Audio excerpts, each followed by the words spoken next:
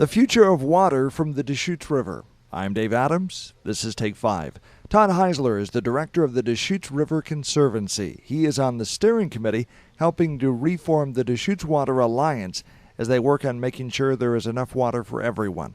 The Water Alliance is changing from being more of a staff-driven approach to being more directed by elected officials. What are the key issues in the basin?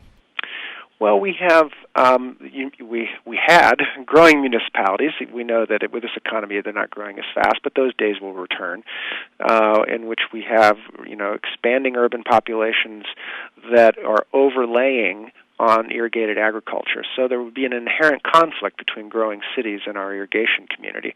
And so how do we reconcile that, and how do we make sure that the districts aren't harmed while the cities grow? And on the other hand, how the cities can get the water they need for growth. So that's a classic issue. The other one, of course, is that we have rivers and streams here that need more water, particularly below the irrigation diversions in the hot summer months. So how do we restore some of the flows in those rivers and streams up, and how do we get them up to State Oregon Department of Fish and Wildlife standards?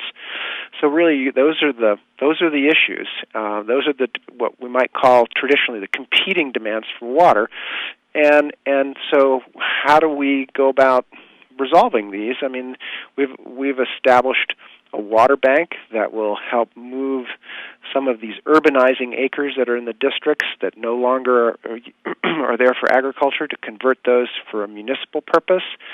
We also are looking at improving the infrastructure in the districts. Since they leak about 50% of their water into the ground, there's great potential for water conservation in the irrigation districts. And a lot of this water can be purchased by restoration buyers and put back in the river to restore flows there, while at the same time, delivering the same volumes of water to the patrons in the districts. So these are just some ideas that we're working with, and a lot of these projects and ideas we've already been advancing and are working on. And I think that it's important to understand that the Water Alliance, I think our first task is to look at a regional plan, if we use all these techniques that we've been experimenting with, how do they all fit together in a plan that really does meet everybody's needs out 20 or 50 years? What we know about water is that when you move it from point A to point B, if you're kind of to do a reallocation of water, you're going to affect somebody. So it's hard to do these. Take this incrementally. You need a plan that creates assurances for the ag and municipal and environmental sectors that when we get done with all the different projects, that everybody gets taken care of. And so a planning process, I think, will hopefully be one of the first things that we undertake in order to just see how we can collaboratively come up with a solution for the entire basin. Todd, do you think there's enough water to go around? Are we going to come to a point here in Central Oregon where the cities are growing so much and there's so much of a need of water for agriculture that we're going to run out of water? We believe there is. We don't believe we are blessed with bountiful water. A lot of it is groundwater, and a lot of that groundwater needs to find its way all the way down to the lower Deschutes, where we have protected flows and a really great fishery. So, but to a certain extent, we can tap that for our growth.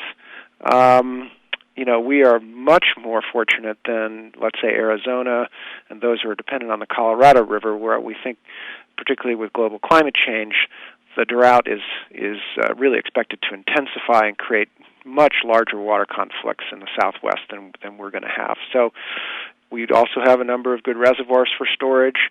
So it's not going to be all rosy, but we don't see that we're going to be challenged nearly as much as some areas of the arid West. And we actually do believe that if we come together, that we really do have a chance to manage this water for all these different purposes and keep ourselves out of a Klamath-like debacle. And I think that's one of the strong incentives of this group is to let's keep it out of the courts, let's keep it out of federal control, let's let the local governments stay in control of their resources, and they can do that if they adopt a collaborative approach. Todd Heisler is the director of the Deschutes River Conservancy. I'm Dave Adams. Take 5 is a production of 1110 KBND Radio News.